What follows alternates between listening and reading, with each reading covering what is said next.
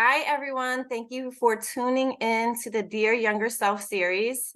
This is the second series that I am launching where I have amazing, powerful, ambitious, career-oriented women on, I wouldn't even say a podcast, just a show, I guess, highlighting, their successes as well as speaking to their younger selves. I started this little video. I have to find a definition for it because I have to term it. I have to figure it out. But I started because one point I'm like, I wish I would have had someone tell me X, Y, and Z. And so I thought, how great would it be to showcase for those people that are, watching, just watching older women, mature women, people that are just grinding and trying to become something of themselves. What would be some key things that they have learned and share with, their younger selves. So today I'm so excited to announce on a Sunday too, she decided to make her schedule open so that I can have her on this series. This will be the second series, episode 1, Coach Dana Spencer. So I'm so grateful to have her share some of her highlights and things that she's working on, as well as share what are some of the key things that she would tell her younger self. So thank you, Coach Dana, so much for joining me today on a Sunday. You should be relaxing probably or planning your week. You're welcome. You're welcome. So do you want to share with us a little bit about what you're doing now, what you're working on, who you are? Tell us. Well, sure. Obviously, I'm Coach Dana Spencer, and I left corporate America about 2 years ago for the second time, actually. Okay. And I was working at a leading healthcare firm, and 1 year in particular, a lot of my senior leadership were leaving. The company offered them a buyout. So a lot of times companies, if you are, 55 or older, companies will say, hey, if you want to retire early, then, you can do that. And so I remember thinking, man, when I turn 55, I want to be in a position to do that. So I reached out to my mortgage company to see, when will my loan be paid off? It was going to be paid off in 2027. I was going to be 55 in 2025. And I figured, whatever they give me should cover the difference. And so I was like, okay, I'm good.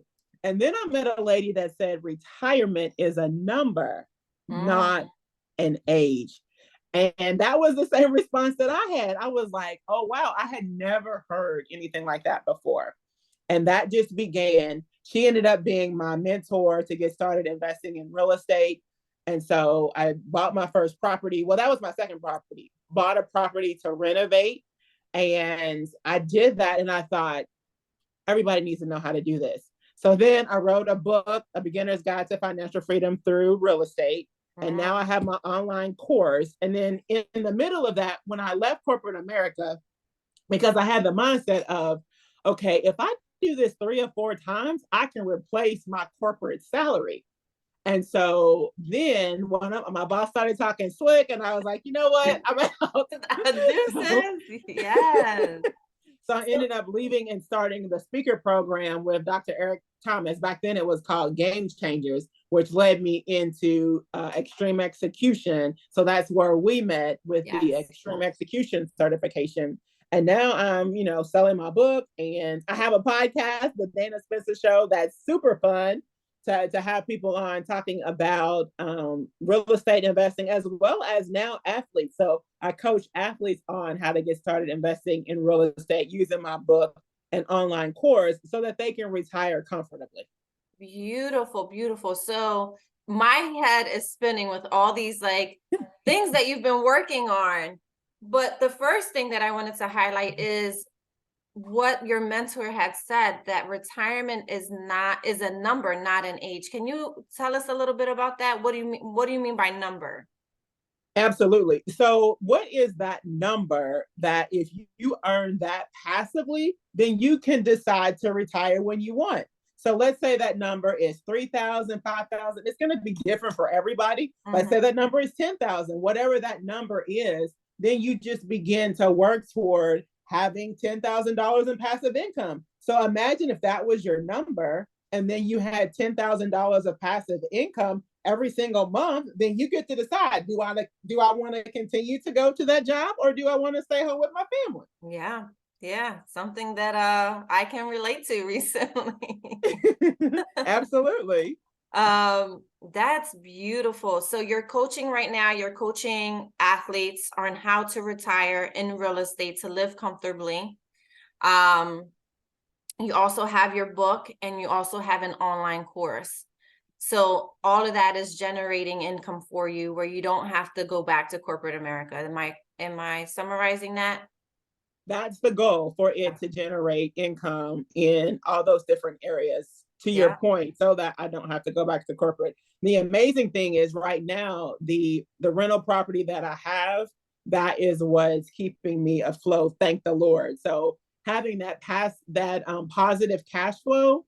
Yeah. And what I mean by positive cash flow is, if you have a property and the mortgage and all of the expenses, so you have your income from your real estate, from a property, and then you have all of the expenses. The difference between the two of those is what we call positive cash flow. So a lot of people take that money and reinvest it, or depending on your strategy, you can live off of it. So everybody's strategy is different. If you're working, still a full-time job, then chances are you would just sit on that money and reinvest it. Or if you want to retire early, then you just live off of that money. Yeah, yeah. So, I was grateful enough that Dana also asked me to get on. My husband and I, Sterling and I, did the Dana Spencer Show podcast too, and we were able to talk about real estate. So we are aligned in that sense as well. Um, and when you start seeing that money coming in, and what I tell some of my audience members is that we didn't learn this. So I wish we would have had the Dana Spencer show, back then, because we would have probably not had made so many mistakes. And I know you have amazing guests on your podcast as well, dropping gems and nuggets. So feel free to, we'll put that in the, once we post the video, all your information in so people can learn more about real estate investing. So this is where you are now. Tell us about Dana back in, I don't know, pick whatever age group you want to talk about, and who was she, and what would you tell your younger self in that age bracket? Gosh, so many things. At first I had it, then so many other things just ran through my mind, just like what you're saying. The main thing, so when I was before I went to college, I was trying to figure out what I wanted to major in college. And for whatever reason, I didn't want to go in undecided, which would not have been a bad idea. And so I was having a conversation with my mother, and no shade on my mother, but my mother didn't go to college. And knowing the different behavioral preferences that we know now with the flight assessment, Yeah. I would say that my mother would be more conservative, more wanting a position that was going to be very stable. And so she recommended accounting. She knew that I liked numbers, which is true. I used to always like to count money. I love cash registers, all of that. So, having a retail job was like, the greatest thing. So she knew that, and, a banker or whatever. But then I ended up going to college and majoring in accounting because that was what she suggested. And, at that point, listen to your mother just sounded like the right thing to do. And so when I got to college, first couple of years went fine, but then when I started to get into the real meat and potatoes of the accounting classes, I struggled really, really bad. And so I got an A in marketing and an A in finance, and nothing in my mind said, hey, you know what? You're really struggling in these accounting classes. Maybe you should switch your major over to marketing or finance where you got an A. So I definitely would have told my younger self, you know what? Take a look at where your strengths are, take a look at what you're good at, and reevaluate and change your major. I was so set on I have to graduate in 4 years, and I didn't want to deter that. And maybe in my mind, I was like, oh, if I change my major, then I won't get to graduate in 4 years like I want to. But you know what? At the end of the day, I would have told my younger self, figure out what you're good at, what are your strengths, and then double click into those instead of continuing to struggle I mean, I was the one that was getting the C with the curve. I mean, it was bad. And so I definitely would tell my younger self, look at look at the big picture and see what you're good at, and then double click into that, as opposed to a lot of people talk about, improving your weaknesses, this, that, and the other. I don't necessarily agree with that. I agree with, let's sharpen what you're good at so that you can naturally flourish. So that's definitely what I would have told my younger self. That's so beautiful because, and some things that I can relate to as well, because we try to force things, like you said, improving our weaknesses. For me, there's been moments where I've tried to force things and they don't align or they don't fit or whatever the case may be. And I never saw it that way until I took the coaching, earned the coaching certificate of focus on the things that you're good at. Don't worry about everything else. You can pair up with someone who's good at those other things and build your team based off of that. But I'm a first generation everything. So it's one of those things where I'm just like, no, I have to succeed in this area. I have to learn these numbers. I'm not good at numbers. I don't like numbers in terms of like accounting. So kudos to you. But it was like Excel spreadsheets because give me a headache. But I'm like, I have to learn these things. I need to learn these formulas. And once I did the coaching, I'm like, you know what? No. Mm-mm. I Especially with you being married, and I am single, so have, the benefit is that I do recognize, air traffic controller friends that I have, but I'm sure that you and your husband are able to complement one another very well. It's okay to not like Excel spreadsheets. You just have to find somebody who does. yes, definitely. And not forcing those things. And then something else you had said that kind of sparked my memory with, wanting to graduate in a certain timeline. We have all of these timelines in our head that came from who knows where, right? You have to be married by a certain point, you have to have kids by a certain time, you have to graduate in a certain time. You can't go in undecided because then you seem like you don't have your stuff together. All these Exactly. perceptions and voices, and just where do they come from? Yeah, I agree with you on that 100%. And if you can, like you said, to tell our younger self, almost like God has a path for you, and it's not going to be in a box. You cannot put God in a box. If you're saying, oh, I'm going to be married by the time I'm 30, I'm going to have these amount of kids, I'm going to do this, that, and the other, like God is like, that's not my plan. And Yeah. if you get dead set on that's the plan, then you're probably going to end up someplace that you don't want to be. Yeah, I And agree. married to the wrong person. Oh man, I pray every day about my husband. We've been together for 15 years now. Yeah, Yay, kudos something to something you. like that. Something like that. Married for 12. Um, but yeah, it is definitely a journey, and God, like you said, will say that is not the plan for you. Stop trying to control your life. I got you. I have better Right. things for you. I have X, Y, and Z. So what happened after college? So you got your degree and decided what? Yeah. So my senior year of college, the summer of my senior year of college, I needed to go to summer school in order to graduate in the same year, in the 4 years. So I graduated in 4.5 years. So it still was in my mind, it was still 4 years. And so my favorite aunt passed away, and I was just devastated. And long story short, I ended up getting pregnant my senior year of college. So when I graduated, I had to get a job, and it was a blessing that I was pregnant, because now I had the excuse of, oh, I can't go into accounting. I gotta just go get a job, right? Yeah. And the CPA notices were coming to the house, and my mom was like encouraging me to sit for my CPA exam, and I finally had to tell her, I'm like, I don't want to do accounting. And so, like I had my son, and then I had to just take the first job pretty much that was Hmm. offered, because I was about to have a mouth to feed. So there wasn't, this, well, let me wait around and get a job in accounting. And I didn't want to do accounting anyway. So looking back, that was just a huge blessing. I'm not encouraging everybody to get pregnant their senior year of college, but I am saying, if something like that happens, don't make two mistakes. My mindset was, if you're big enough, because my mom had the conversation with me, she was like, well, whatever you decide, I will support you. Wow, that's And if beautiful. yeah, but in my mind, I was like, you know what? You're big enough and bad enough to have sex outside of marriage. So you should be big enough and bad enough to take care of this child. So that was my mindset. So, whether or not I wasn't with his dad, so I just knew that I was going to pretty much have to raise this child by myself. And he's been a blessing. And he's 30 years old now. Oh, oh. He helped you, like, you see, you helped me get out of something that I didn't want to do in the first place. But what a lesson that is, right? Just hear and follow your intuition. Like all along throughout the 4 years, you knew this is not what you wanted to do.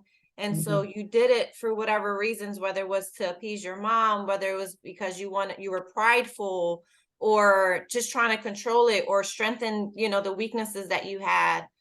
So many different layers to it. And you ended up having your beautiful baby, I'm sure. And it was like, nah, I got to do better for myself. This is not the path that I want to be on. He deserves, me to kind of be in a space that I want to be in and not just for something else. Absolutely. Absolutely. Wow. Wow. And so how did you get into the coaching business? Like I know we talked about, retiring is a number, not an age, but what sparked your interest with the real estate stuff? Well, and it's a crazy thing because when I put my resignation in at the job that I was on, one of the ladies that I worked with, she was like, "What are you going to do? Be a life coach?" And I was like, I just thought that was so bizarre for her to say that. And Really? it was crazy and it stuck with me. So I ended up going through the Game Changer speaker program with Dr. Eric Thomas.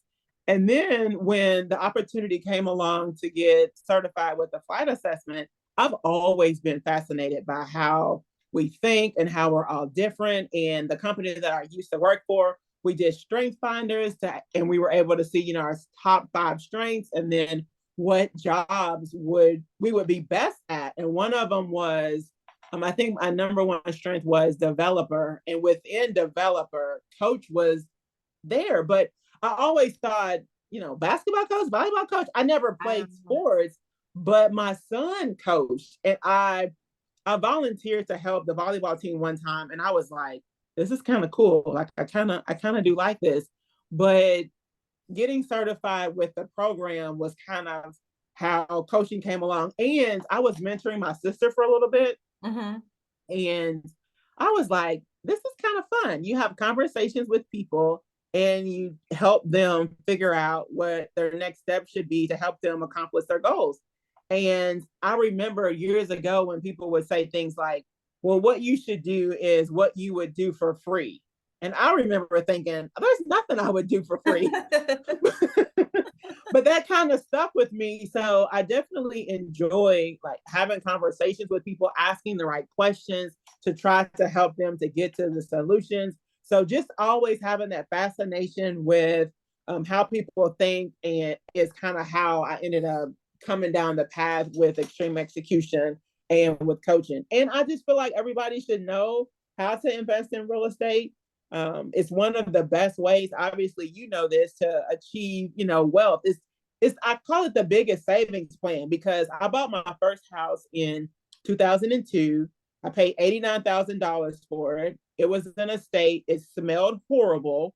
But one of the goals, I had a friend who her house on the brick on her house matched the brick on her garage. And for whatever reason, I just thought that was the coolest thing. So my goal was when I buy a house, I want the brick of the house to match the brick of the garage. Where I grew up, we didn't have garages. They didn't even have garages in my neighborhood. So when I would go visit her, I just thought that was so cool.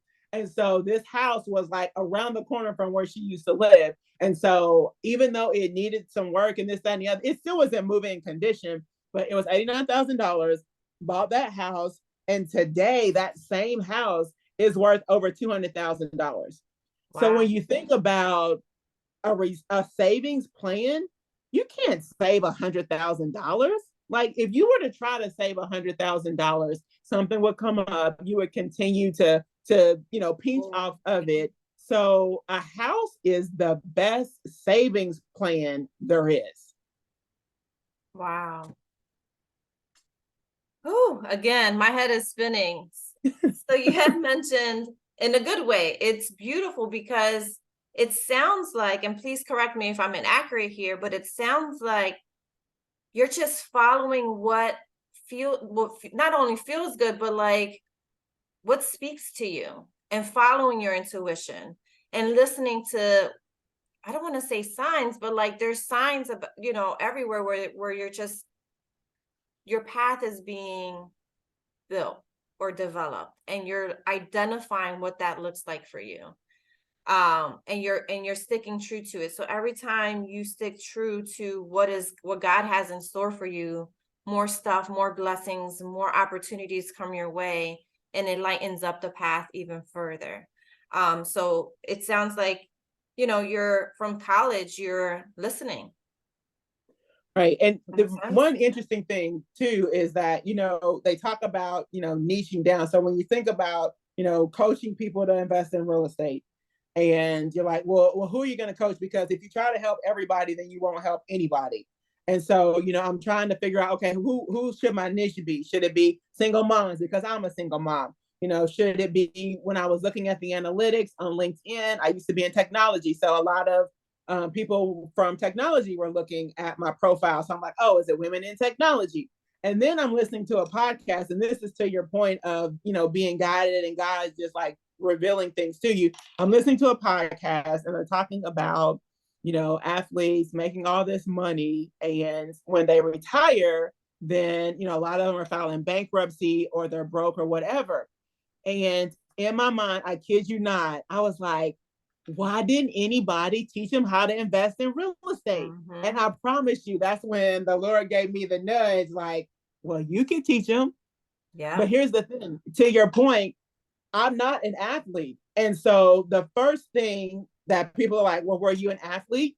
No. However, my son coached basketball for 2 years. And when he coached basketball, I used to keep the stats or whatever. So whenever they would go on a tournament or anything like that, the boys would stay over, spend the night over at the house. I'm baking cookies. They're at my kitchen table. We're having conversations. Like, I love athletes. And Yeah. so it's like, it doesn't matter that I wasn't an athlete, but nobody cares. What's the saying? Nobody cares what you know until they know that you care. Mm-hmm. And so now I was at a career event for the University of Louisville. And it was just their student athletes. So it's athletes everywhere. I'm having conversations. I'm having the time of my life. It's super fun. And I have my cell phone and a camera capturing content with me having conversations with the athletes. And so, and it doesn't matter. An athlete's an athlete. It doesn't matter if they're starting, whatever, because the other thing that I want to do is, they have the name, image, and likeness. So if I partner with an athlete and they sell my book or an online course, I'm going to give them a percentage of that so they can save that. And then I teach them how to invest that money into getting started investing in real estate. So I'm Wow. having conversations. And that very Saturday, I ended up going to the football game because after having conversations with all these football players, I'm like, I got to go to the game this Saturday. So they were having a big game. They were playing Notre Dame. So at that time, University of Louisville was like ranked 25. Notre Dame is ranked 10. So it's a big deal. I reached out to my cousin. He has season tickets. I'm like, I got to go to the game. And he was like, sure. So I ended up going to the game. And when they have the starting lineup for the University of Louisville, it's like the players that I had conversations with. And I'm like, they Wow. were amazing and they were just so humble. And I'm like, you know what? This is This my is it. niche. This Yeah. is it. So And coach, when you're even talking about it, like you're just glowing, like you light up, you're excited, like that's it. That's right. yeah. And so for our younger selves, even our body responses, the way we talk about things when we light up, like those are all guides that can help us identify what makes us feel alive, what we gravitate towards, what we should be investing in. And sometimes I feel like, just being naive and younger and just not having a whole bunch of life experiences, we cover those things up for whatever reason, or we listen to people that are like, no, that's hard to do that, or that business, or those athletes, or you were never an athlete. and you start doubting yourself or doubting what you're doing. And so that's awesome that even now you're still following the path that speaks to you. Right. And to your point, I had a conversation with someone who even worked for the University of Louisville. And she was like, it's going to be hard to get in, this, that, and the other. And I'm like, okay, I mean, nothing, what is easy in What life? is easy? Yep. I mean, if it were easy, we would probably question ourselves like, and here's the other thing. When things are easy, then I believe that we would take credit for it.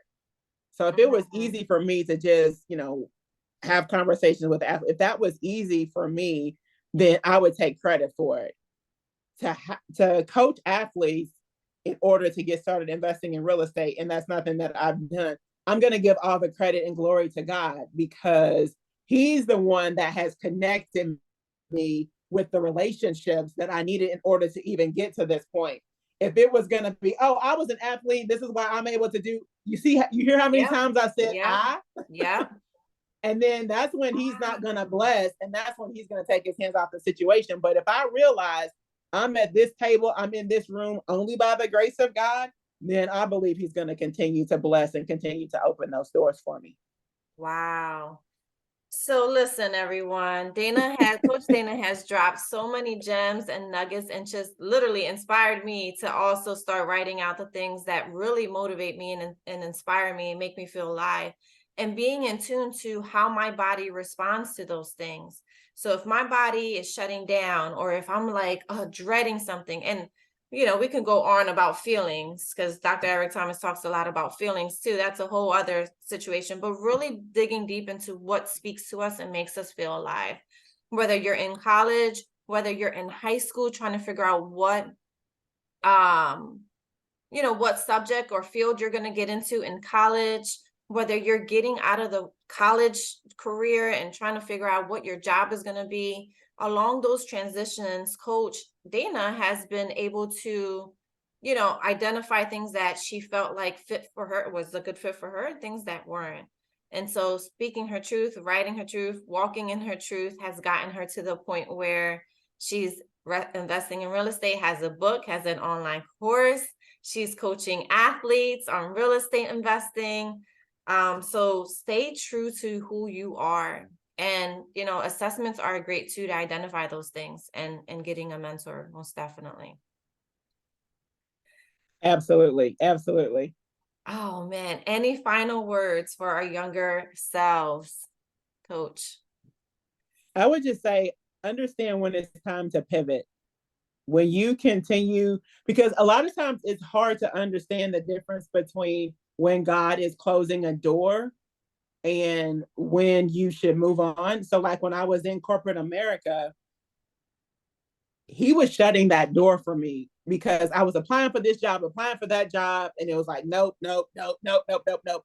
And then finally a job that came up that I wanted like 2 years ago, it came back up, and I was like, Lord, if you close this door and I don't get this position, I will understand that you are closing the corporate door for me.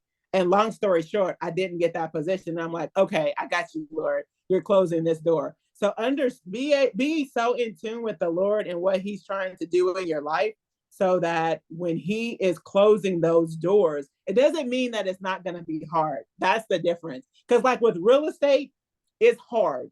Like when you're in the middle of renovating a house and it keeps getting broken into and those things, it gets hard.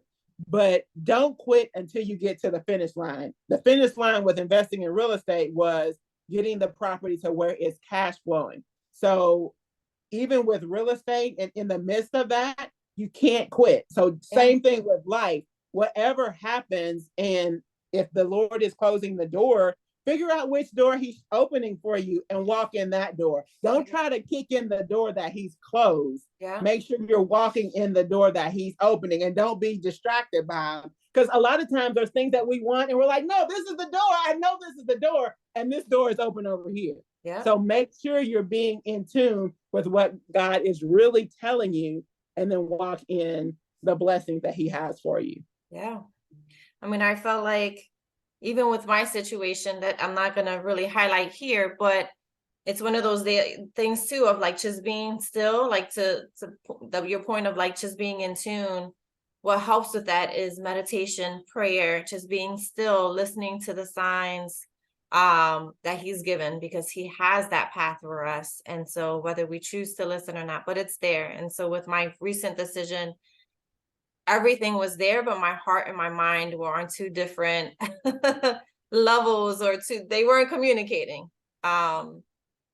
But yeah, so thank you, Coach, so much for your time. So many valuable lessons here for your younger self, for our, younger ladies that are trying to figure out what their next steps are. And I think they will definitely get some advice and some, just some information about that from listening to you. So thank you so much for your time. Where can we find you, Coach? Oh, thank you so much for having me. So, Of course. I'm on all social media, Instagram, TikTok as Coach Dana Spencer, and also my website, CoachDanaSpencer.com. And then feel free to look up my show, The Dana Spencer Show, on YouTube, as well as you can get to the podcast from my website and on Spotify. Okay, and I will be dropping all her links once I post the video. So if you have any questions for Coach Dana, shoot her an email, send her a DM. She's on all social media platforms, and we'll be happy to respond and answer any questions that you have. So Absolutely. happy Sunday, everyone, and have a great day. Thank you. Thank you.